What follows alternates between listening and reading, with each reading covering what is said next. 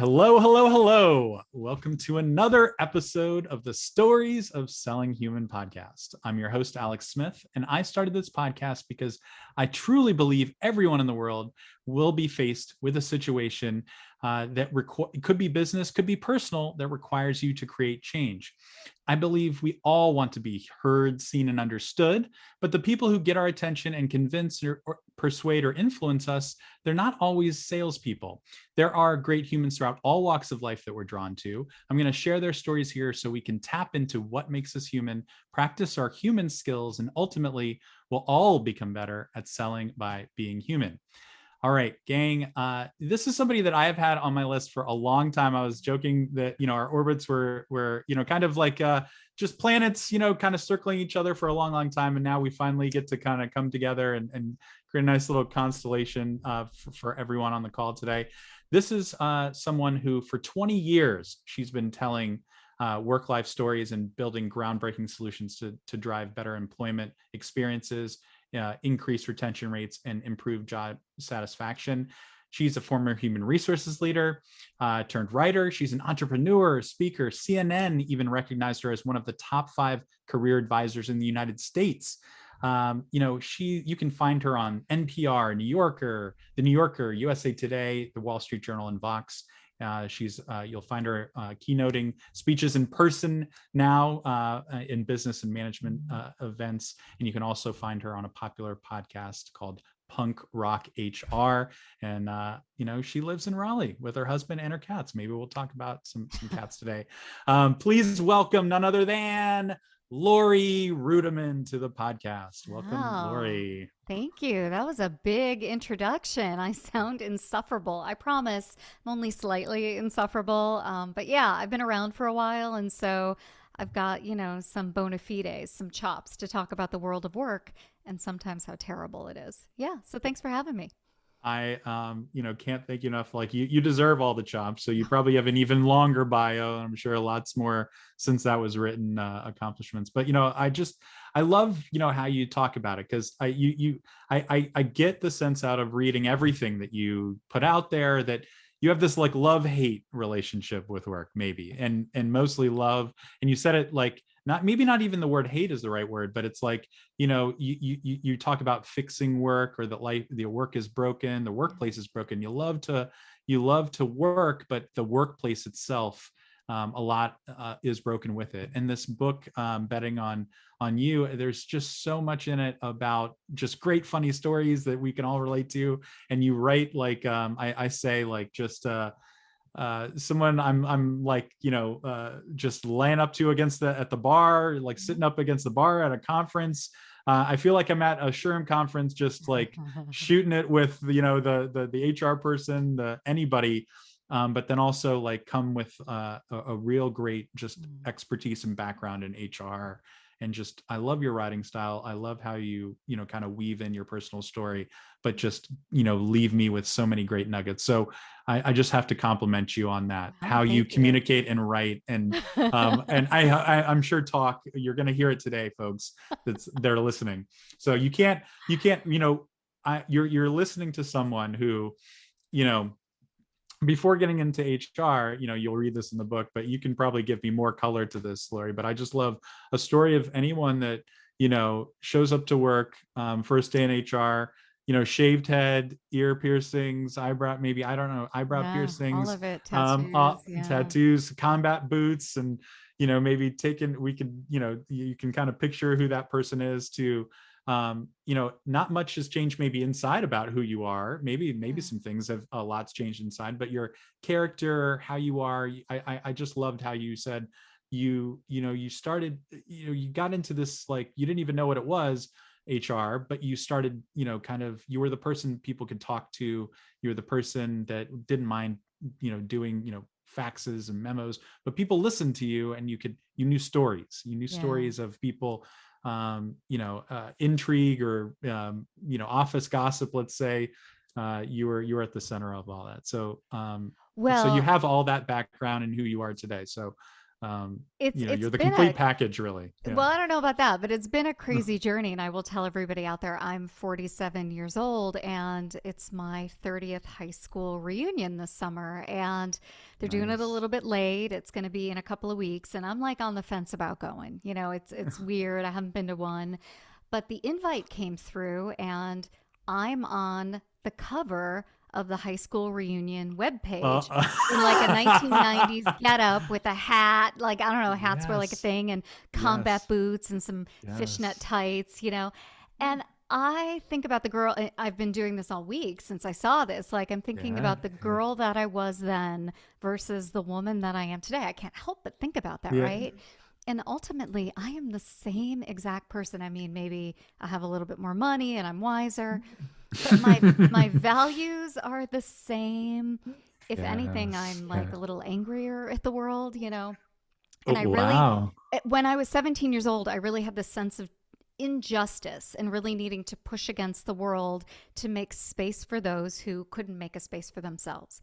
And I still feel that way, whether it's people at work who are phenomenally good people, but for whatever reason can't make it in this hierarchical, weird capitalistic system that we have, or animals that are just thrown to the wayside, or human beings who are just not valued in our society because they're neurodivergent or they have a learning disability or a physical disability.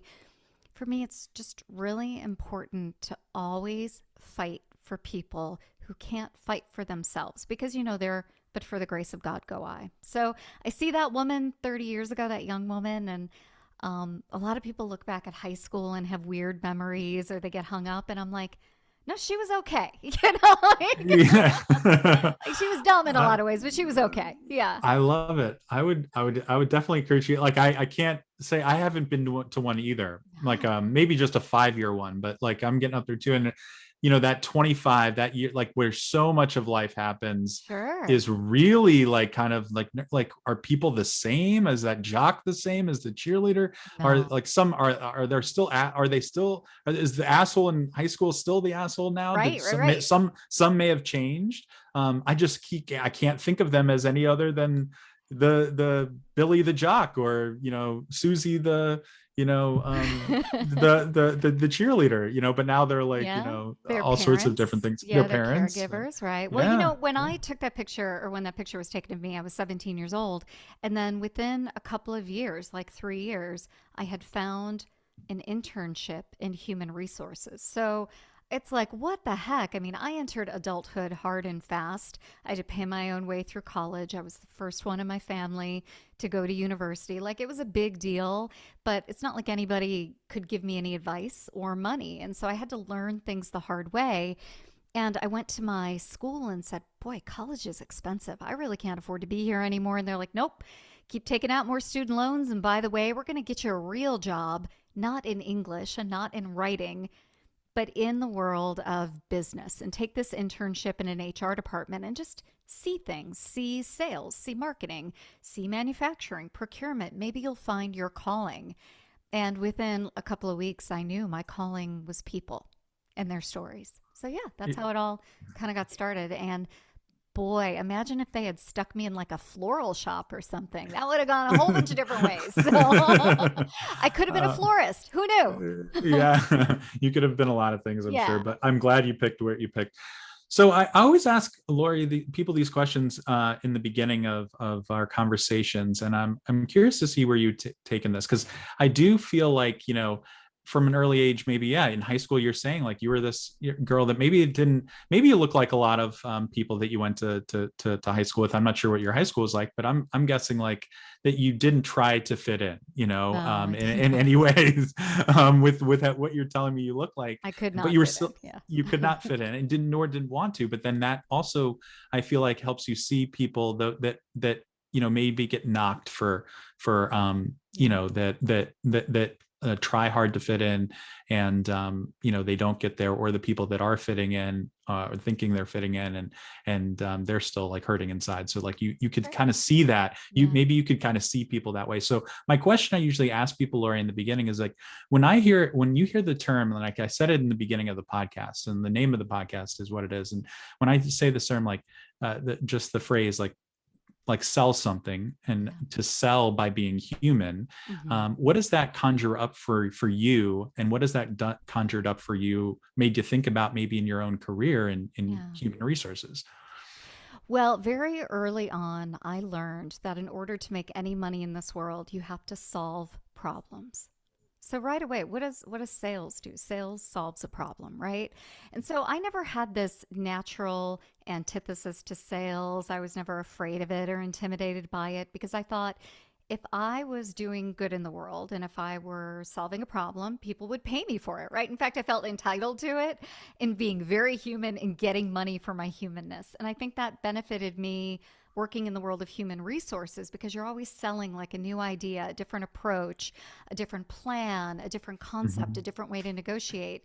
And then as a creator, which is essentially what I've become, writing, speaking, investing, I just kind of lean into that humanness and talk. And if people like it and they see a vision along with a little bit of a business plan, right? They'll come on board.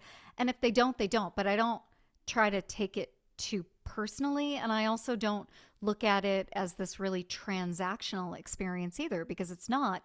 It's about making that connection person to person. I don't know, does that resonate with you? Yeah, no, absolutely. No, I always say, like, if you can, as someone who does it every day, like I'm not thinking about like, like selling in that I have to solve your problem either, or actually have to, Yeah. I have, you have a problem that I can solve. I'm kind of like I'm understanding as much as I can about you to really uncover a problem together, Yeah. to see if one exists, and then we work on it together. And if people feel like you're like, invested, like you're a team, you're co-creating Yes. something, like it's not like, hey, he's pushing this on me. It's about Laurie. It's about him. It's about your business. It's about what I'm.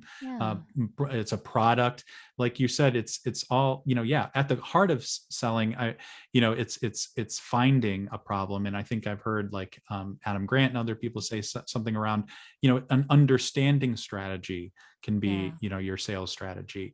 And so that's what I think about. I always think when I hear like you on your podcast and things you put out, it's very much like, even the name of the punk rock HR, people be like, what? That's like kind of the anticipate.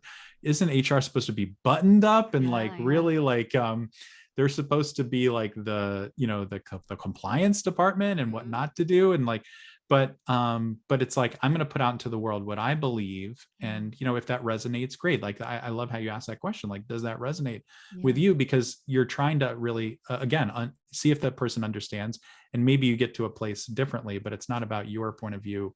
It's not about you believing my point of view or not. It's about, this is what I believe, and if you believe it, great, and if not, that's okay too. But that doesn't prevent me from, kind of sharing it and then Totally. finding out how that, I love the word, how that resonates with you, or how that Yeah. lands with you, or like, what does that conjure up to you? And I'm sure you ask similar questions when you deal with like your consulting clients. I've read it, how you coach clients and things like that. So I don't know what you Well, think about what I just said there. But I've just been thinking as you were speaking about who are some of the great people who have taught me how to sell in this world. Like, yeah, let's, yeah. who's really influenced me. And I write about him in the book. There's a gentleman in my life by the name of Don McPherson, and he founded a company called Modern Survey. And Modern Survey was acquired by Aon. Like, this is old history in our industry, in my HR little tech industry. But one of the things I love about Don is that he had a vision. He understood that together, he was helping his clients solve problems, right? Discover obstacles, do all of the great things you just elaborated on. But he also knew human psychology. And he wasn't afraid to kind of lean into that. And I think that's the most interesting thing. Like, a lot of people Yes. don't want to feel tricked, but if you know human psychology, you can actually kind of cut to the chase in a lot of ways and help people get to a sense of understanding a little bit faster. And so, he told me not to be afraid of doing the important things that you need to do in order to, build an audience, build relationships, like offering webinars and having conversations, Mm-hmm. right? And having Mm-hmm. regular Mm-hmm. sales calls. And Mm-hmm. when you're younger, you think, oh, that can feel a little, used car salesy, and there's a process, and it's Glengarry Glen Ross, and it's not. It's just about understanding the way the brain works to make sure you get to a place where you feel a relationship with someone. So I don't know. I mean, that's a real kind of weird, opaque way of describing what Don and I did together. But, through instruction and just through watching what he did, I learned a ton. And I think I learned how to be a better person in the process. So Don McPherson is just, he's great. So if anybody wants to look him up, he's on LinkedIn and they should connect with him. Yeah. So I would love to hear more stories about people like Don. So, I always try to find out, like, so you've had this awesome career in HR and like working for some big companies Yeah. and Yeah. with different departments. So you see how different, I mean, I just think HR, as opposed to any other department, you just understand the psychology of people. You have to almost better than anyone because you just deal with so many different types of people, different Yeah. department heads, different managers, different like levels of employee, like starting out in their career Yeah. versus the Yeah. tenured employee, the executive, the ones that hate their job, just maybe, maybe there's more. You were saying 50 some percent, 50% of us are Yeah. disengaged. Yeah. Over that now. 17%, Yeah. yeah, probably over 17% were actively disengaged, like That's they're just right. trying to burn the place down at all costs, Right. you know Well, so or I think maybe there are different types yeah, of people in okay, corporations, and I've been yeah, blessed to be able to see all these yeah, different people, right? So I've yeah. done HR for IT and finance and lawyers, but the two hardest groups that I've ever done HR for are people who worked in the Pfizer aviation department. So we had a group of flight attendants, line workers, maintenance people, helicopter pilots, Gulfstream Yeah. pilots, Yeah. and they come with this like command and control sensibility in a corporation that's trying to be innovative and is run by a bunch of science nerds. So that was definitely different. And I also did HR for HR, and those people are just angry. So, and by the way, I mean, when you do HR for HR, they expect you to be like ultra HR and you can't have any personality.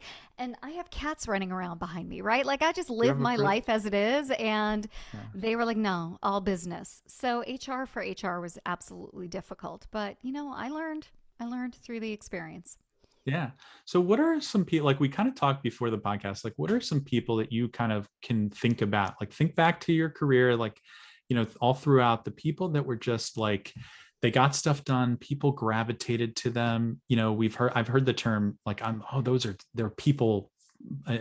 She or he is a people person, or, like they get influence and maybe they don't even have high titles. They could even be like low level people, but they got ideas passed through faster. They maybe grew they built friends quicker. They maybe moved into management faster.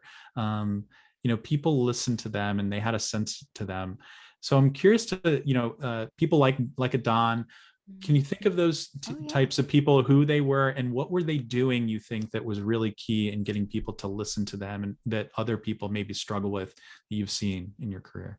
Well, I worked at a company called Alberto Culver that was acquired by Unilever, and they made such wonderful products as Alberto VO5 and Tresemme and St. Ives, like all old timey Trust products, me. Yeah. But Okay. they also, it's weird because they made shampoo, but they also made Molly McButter and Mrs. Dash, which are like these fake food products, and Static Guard. So I was hiring for all of these random different roles, and I worked a lot with the head of customer service for Alberto Culver, and it was customer service for Walmart, customer service for, all the different Dollar Generals where the products would go. And he just had this really, again, I mean, life is sales, right? He had this Yeah. beautiful way of listening and really demonstrating empathy. And whether he was talking to, the head of some retail line at Walmart, a very important person, or talking to the CEO of the company, you can tell he was really hearing, really paying attention. He was doing that active listening that Yeah. so often we speak to but we don't do. And so Steve Caraway was his name, was a really great person that I could just watch and learn from. That sense of empathy and being present in a Yeah. conversation was like an early instructive moment for me. Yeah. Was he like, how I've seen it done? Like I always, I'm fascinated about like empathy because like it's a trendy thing to talk about. Yeah, it is totally. It's so trendy. Yeah. I heard Brene Brown put it like recently in Atlas of the Heart. She was saying empathy isn't, putting yourself in someone else's shoes. It's actually like keeping them in their shoes and just believing something, like believing their story Yeah. of Yeah. how it is, Right. even if it differs very greatly from your own. Yeah, especially Um, when you work in customer service, right? You have a yes. perspective on Yeah. what your organization did, and maybe 100%. Walmart thinks you didn't quite do so well. So, how do you deal with someone who's irate and irritated? And how do you make sure it doesn't continue to escalate while being respectful and just not making up a bunch of lies, right? And saying, oh, come on, it didn't happen that way, or we're on it. Like, nobody wants to hear I'm on it, you know? And Yeah. so, what Steve did was just ask really good questions, like to really get to the heart of what was going on, but he listened. He gave someone the space to communicate and to talk. And I think, to Yeah. your point, to Brene Brown's point, allowing someone to just express what they're feeling Yeah. in the moment, Yeah. Yeah. whether it's good, bad, whatever, is so important. And we don't do it enough. We still don't do it Yeah. enough, even though empathy Yeah. is trendy. Yeah. And I just, some of the stories you were kind of sharing in your book, you're kind of holding space for people, just asking them, like they come to you with these, like, I'm sure people come to you and like, I know what my problem is. Help me fix it. I'm super stressed out. I'm burned out. Laurie, I need you to help me. I think one story is like, fix this in 6 months or 6 weeks or something. I don't know what Yeah. it was, but it was this story of this person that just wanted almost like a doctor, a quick pill to take or Yeah. something. He had to step back and just ask these really great questions, like what is the purpose of your work, and what what do you get out of it, and Yes, what are that's right. you, Why do you do what you do? Yeah. What does why it do pay for? yeah, Yeah. what does it pay for, and just asking, and getting people to talk stuff out, and you being, not judgy, you're just holding a space for them to ask, and like you said, listen. That's what I got, kind of like, I feel that when you kind of, if I were you to come to kind of, get consulting, that's what you're doing. You're just kind of, just asking people a broad question to get more information out of them. Yeah, And I think that's yeah. right. Yeah. People will come to me all the time and say, so in fact, I'm working with someone right now who's like, I need some coaching and I've got the next 4 weeks to do it. And Yeah. like, you can't do anything in 4 weeks, you know, Right. like you can't even Yeah. like, you Yeah. can't buy a car in 4 weeks, you know, like Right. things are complicated these days. Yeah. So I took it on. I'm like, all right, we got 4 weeks. Let's see what we can do. But I think within that 4 weeks, he's slowly starting to understand these are like existential questions. Like all good coaching and consulting just is really a framework of asking questions, right? And then figuring out like how you're going to implement change and all of that. That's like the easy part. The hard part is sitting down and figuring out, how did we get here? And I talk Yeah. about that in my Yeah. book Oh, yeah. consistently. Yeah. Like, how did we get here? How is it, for example, from a random HR story, how is it that everyone in the organization can get to work on time, but you can't? And normally someone will say, well, I slept late or my kids or blah, blah, blah. But it's normally a bigger story, right? There's other things going on in the world. So whenever there's, for example, an attendance issue with an employee, like you got to get past that superficial stuff and you can't blame and judge when you start to ask real questions about daycare, process, eating, going to bed, Yeah. like all of these Yeah. things, Yeah. you often uncover trauma or childcare issues or just depression is a common thing why people don't show up for work on time. But if you just come at it in a really programmatic and mean way, you don't even solve it. You end up firing that person when you could work with them and save a potentially really great worker. So it's really about like peeling back the onion. Yeah, you did one, you great. I just like the story that you shared about the the ass bag story. Oh, yeah. Well, I mean, there was a woman who was working and working hard and working for a jerk of a boss, but Yeah, she wasn't making friends at all. right. And the boss was a jerk to her one day, and she sent out an email to colleagues whom she thought were her friends and called her boss an ass bag. And her colleagues flipped on her, right? Her colleagues are like, oh, she's dead to me. How can you say that? That's so unprofessional, even though they all hated that guy, but they sold her out. And so I get this like emergent call at like a really weird hour. Oh, you gotta come down. It was in St. Louis. Got to come down to St. Louis, and we've got to fire her for using the word ass bag. And so I had to peel back that onion. Like, okay, should I show up at her What is an house? ass bag? Yeah, right. Yeah, what is an ass bag, first of all? And do I show up at her house? And do we perp walk her out of the building in the morning? Like, what is it we're gonna do? And also, if we fire her for saying ass bag, who else do we have to fire in this organization? So you start to have those kinds of conversations. They get very human after a while. But it turns out this woman was a great worker, but not making any friends, and she couldn't build a consensus around this guy being an ass bag, and she got nailed for it. And so what we did, we put her on a PIP, of course, that's HR 101. So she's Mm, on a performance mm, improvement plan, but we gave her a mentor. And I had to fight to get her a mentor, but someone who knew the world of work, someone who had been there, had worked with a lot of ass bags, herself, and could talk about like anger management and being a woman in the workplace. And sometimes you just need a friend. And so that's what we gave her, a friend. And not only did she pass that performance improvement plan, she got promoted like multiple times before she left. So I'm very proud of that story, not because of what I did, but because of what the organization allowed all of us to do, which is take a breath, figure out what was really going on, and invest in someone we normally would have just fired. Like, yeah. why would you fire someone for saying the word ass bag? I know, inappropriate, weird, Yeah. also, weird choice, but sometimes people are very human. That's all. Yeah, I love that story. So, you know, I learned what why an ass bag. Could have learned many different words Well, for right. I but mean, I I love thought she was yeah talking about that bag that yeah collects horse poop on like yeah carriage right rides and yeah like, yeah and my brother who's had colon cancer did not find it funny because he's like, she's talking about a colostomy uh, bag, and I'm like, uh, no, she's not. Like, it's a thing. Like, uh. people like argue about it, but it was her word choice, not mine. So Yeah.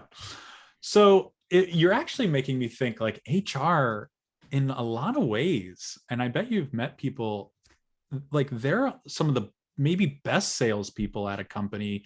If you're fighting for like things like a mentor and things like they're like, it's just like, why do we waste time on this one employment where we can just hire someone else quickly and it's no big deal? We don't want, they're not living up to our values on the wall. yeah, We can't right. have people like that. And you're literally selling people a lot of times like what you're selling maybe comes square in the face of a value of a company, and that's a Mhm. hard fight to win, especially when in your book you also like, this made me cringe when you're sitting next to a guy on an airplane and he's like, can we just agree, like, HR, why does HR suck?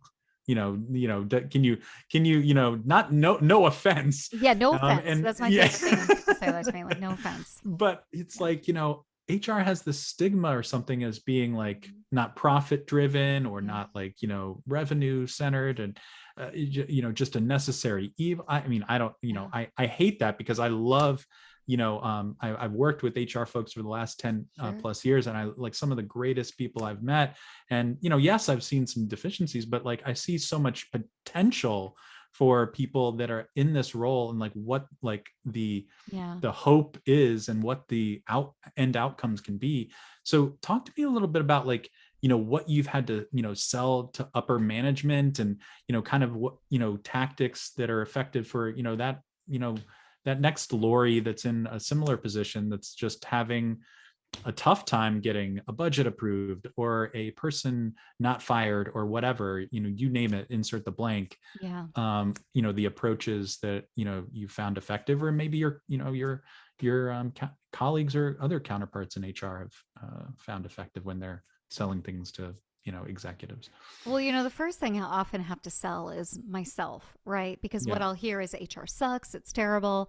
And the only response to that is everything is terrible. Everybody sucks, right? And the more honest I am, the more self-deprecating, the funnier I am, it makes people look at themselves in the mirror and say, yeah, that was a really inappropriate thing for me to say, or yeah, I suck too, or ha ha ha, she's funny, I'm going to continue the conversation, Okay. right? So Yeah. first of all, like having a bit of a sense of humor, but also calling people to account for what they say is really Mhm. important to me. And I talk about that in the book. It's like, how dare you talk to me like that?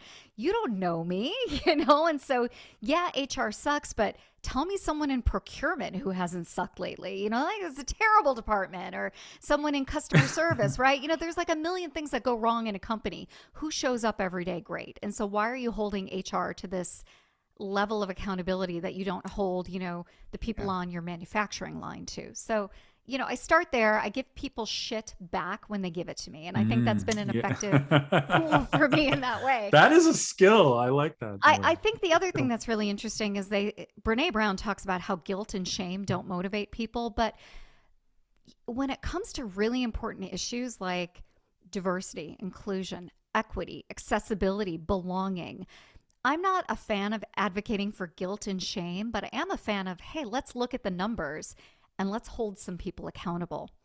And you only get to that conversation when you've built a relationship, right? When you've had the moments where you can make fun of someone or you've been made fun of and it's not that big of a deal, right? But really talking to someone honestly and consistently about the numbers, especially around those important issues.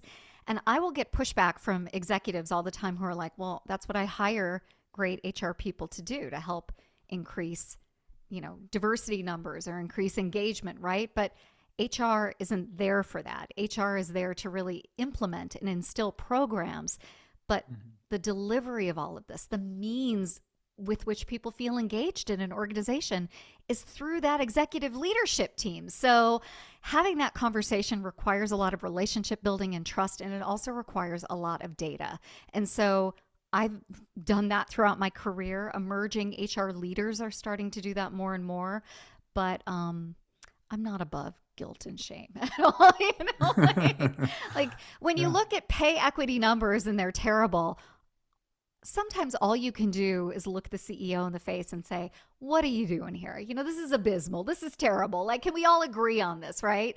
And I think that's Wow. important in that moment. So, yeah. Yeah. I mean, wow. I like I'm sure a lot of people are kind of shaking, like, Laurie, I can't go to my It's CEO or terrible. VP Yeah. and say, you know, this is ridiculous, or And we need to bring I in an I expert to need, deal with this, yeah, right? Yeah, yeah, yeah, yeah. this is No. abysmal, like that word, like really like hit them straight with a shocking like jolt of like, But they may not Alex, even realize, but they go ahead. can't do that because they haven't Yeah. built relationships, because they don't believe in themselves as an equal, right? Because Uh-huh. they Yeah. Yeah. hear the criticism of HR and they take it too seriously. Mm, They feel individually attacked. Whereas I know I'm more than the work I do. My worth is yes. not tied to my work. And so Yeah. when you know that, it gives you a little bit of a benefit in the negotiation process when someone is really Yeah. breathing down your neck and saying, this is not what I want. I don't believe in this. I can't possibly find the resources to bring in an expert to help us deal with this in the organization. If you start to take some of that personally, you're going to cave. You're not going to be able to Yeah. sell them on an idea. So when I hear the criticisms around HR, I don't take it personally at all. At all, at all. And I think that gives me a little bit of an edge.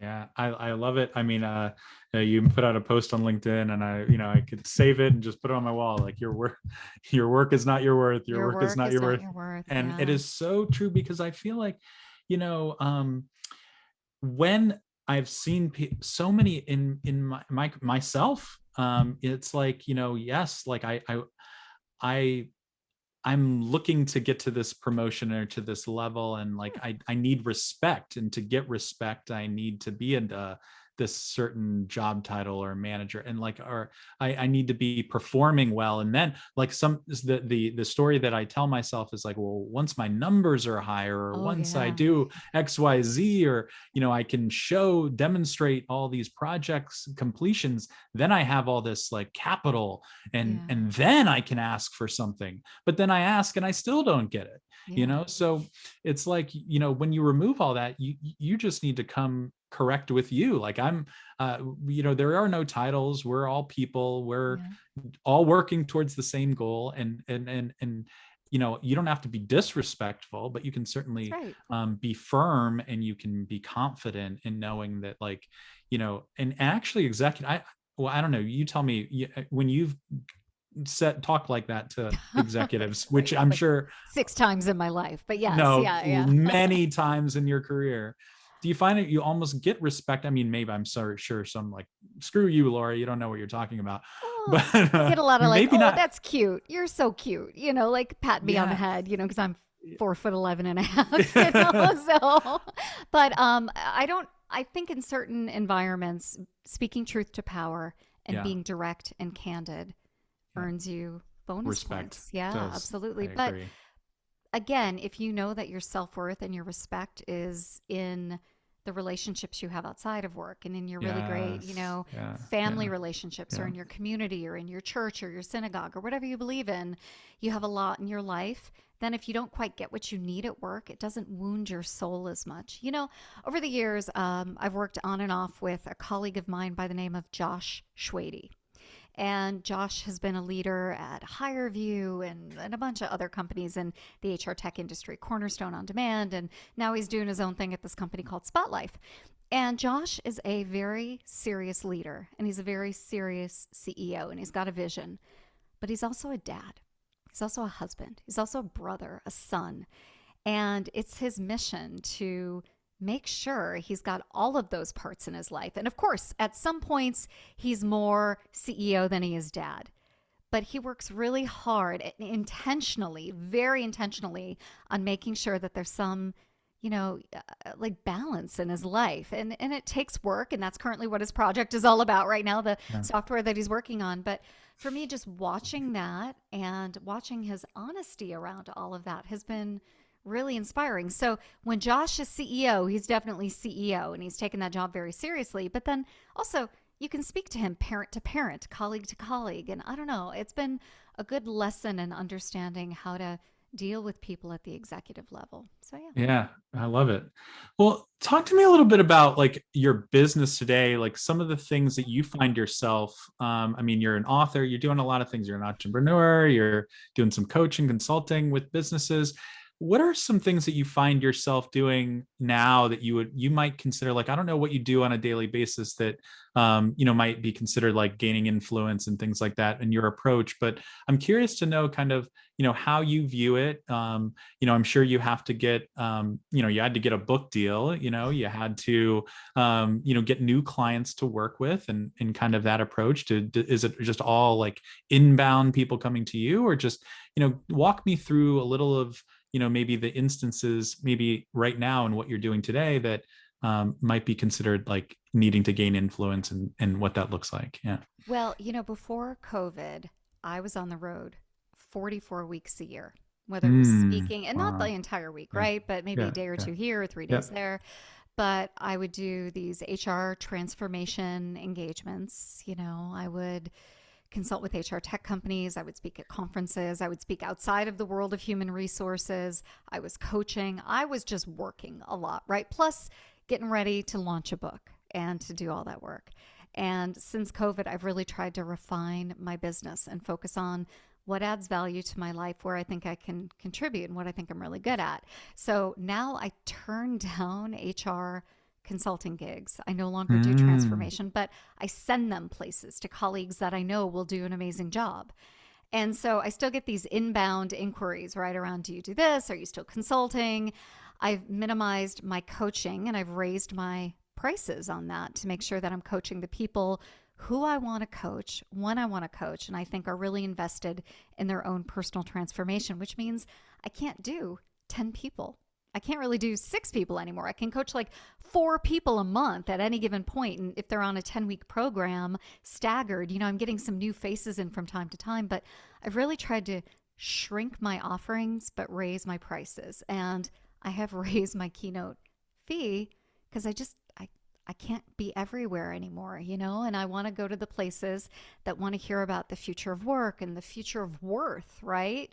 In a different way. And so shrinking those services and raising prices, it's almost like I have an MBA, like why did it take me so many years to do this? But having done that, I feel like the inbound inquiries that I get are actually a little bit better.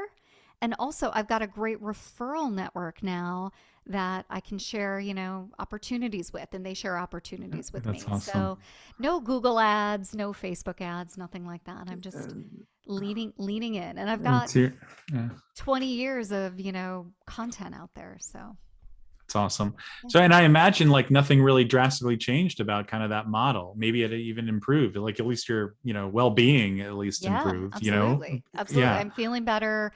I'm home more often. My life is, I mean, during COVID, I wasn't going to go anywhere anyway, but Yeah. the one thing people did a lot of at the beginning of the pandemic was do all of these Zooms, right? We're going to do a Zoom happy hour. Huh? We're going to do a webinar. We're going to do this. We're going to do that. And I actually shrank my presence because I wanted it to be more valuable. And I'm glad I did that. Nobody ever asked me to do anything for free anymore. And I'm so grateful. I like say no. I have a hard time saying no. Yeah. Yeah. But now people understand that I'm running a business and I'm trying to provide value, and there's got to be some sort of exchange. Yeah. So, I kind of just ending off like, tell me, I've always just the burning question is like, and pick up the book to kind of walk you through kind of a way to transform your career. But I'm curious, like for the people that guy sitting next to you in the air on the airplane, or people that may think that HR, um I don't know, they haven't seen kind of the potential, or kind of what it can truly be like. And even I'll even out my wife is like, oh, you work with HR, but that's not like They're not like real business they're not people. real Yeah, yeah, yeah, that's not a yeah. real department or whatever. And I'm like, I fight with her. I'm like, that's, I love, these are my people. Yeah, So tell me right. why. Tell me why it is so important, and why like the future of work, like you say, is so important, and why HR really is something that matters and should matter for CEOs and executives. Yeah. Well, I have two answers. The first is I'm not here to prove the value of human resources. If you don't Mm, see it and okay. that's your Yeah. attitude, we're never going to agree on anything. And Yeah. I think it's especially post COVID when human resources professionals worked so hard night and Yeah. day to stand up work from home programs, right? And to make sure benefits were correct and all of that, make sure people still got paid. Um, when people do come to me and make fun of human resources, I'm like, no, only I can make fun of HR, because I'm in it. You don't get to do that. And so Yeah. I don't have a lot of tolerance for that anymore. And I think it's disrespectful. And I let people know. But if we're having a couple of drinks and they're just joking around, like, and what's the future of HR? I think it's full of potential. I think automation and digitization benefit human resources. It takes away some of the stuff nobody liked doing anyway, nobody enjoyed doing anyway, and allows us to be coaches. It allows us to be consultants. It Yeah. allows us to dream bigger. And that's what I want for the future of human resources. Because if we dream bigger in HR, it has positive downstream effects for the entire organization. If we see ourselves as employees and say, I want that, I want better career pathing, I want a better opportunity to think through my goals, not just my work goals, but my life goals. I want to put my life first, but also work with integrity. We start to think about our enterprises differently. We start to advocate for Mm, different things. And so mm. I'm all for giving space to HR professionals to dream and to dream big. I think it's tremendous. So, Yeah.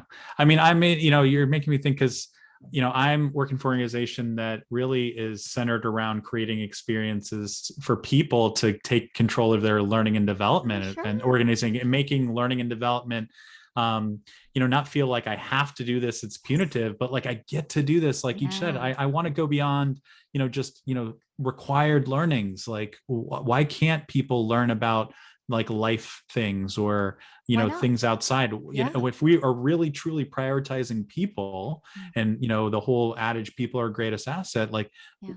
why can't we, and we spend more of our lives at work nowadays, a lot of times, Right. than even our personal lives. Like, why can't we create a place where people feel like they're getting value out of that, and then Sure. it's beneficial and it's useful and it's fun.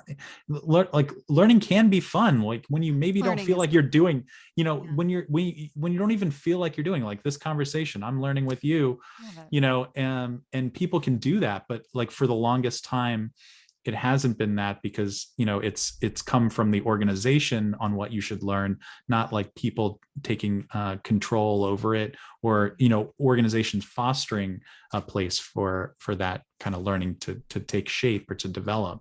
Well, And so Alex, you're yeah. speaking to the choir here. Or let me say Yeah. this again. You're preaching to the Yeah. choir. Yes. It's Yes. getting late. But Yes. I really feel you're right because when you're learning, you're growing. And when you're Yeah. growing, you're thriving. And what's the point of life if not to Yeah. thrive? Yeah. So, even in some small way, when people are bored and sad at work, I encourage them to go on a learning journey. Just, 10 minutes a day, 5 minutes a day. Go watch a TED Talk. Go, get off TikTok, at least animal TikTok, and go to like something productive on TikTok, right? Whatever it is you want to do. How many of us remember why the sky is blue? None of us remember that, right? Well, go learn that today. Go look at the Wikipedia page, right? There are a million things we can do just to kind of use the different aspects of our brain in a more fun and interesting way. And again, if you're learning and thriving, it's going to absolutely make you feel a little bit better about work. So yeah, I Yeah. believe in learning. Yeah. As we end off, I want to kind of ask you, what would you hope, kind of people we're gonna like just I'm anyone at a company, like something that they could do today or tomorrow to kind of, you know, grow relationships with their colleagues, be better connected to the people, that work alongside them, maybe their boss, certain things that, again, like I know, like just in talking with you, you're someone that was able to do it successfully in their career, but you've also been around people. You mentioned a few of them on Yeah. the conversation today.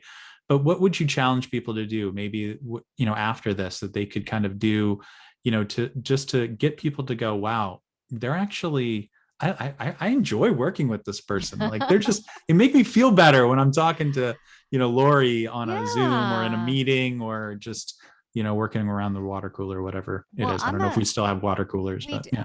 well, we don't probably. But well, I really feel that there's this old saying that has always resonated with me, and it's what gets scheduled gets done. Michael Mm, Hyatt said that. And if we really want better relationships with people, we've got to schedule it. We've got to be okay. intentional. So, Yeah. this is something I suggest to people who are curious about like their own mobility, right? Can I grow in a company?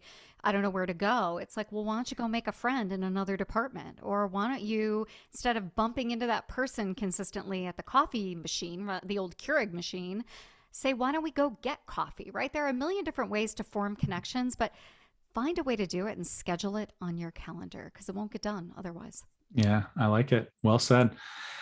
Lastly, as we end off, I could talk to you forever, Laurie. I since it's stories of selling human, I always want to get a good story about every guest that I have on. I feel like you're gonna give me something good here. So everyone's unique. We connect over these great stories, and I think people are drawn to us over them.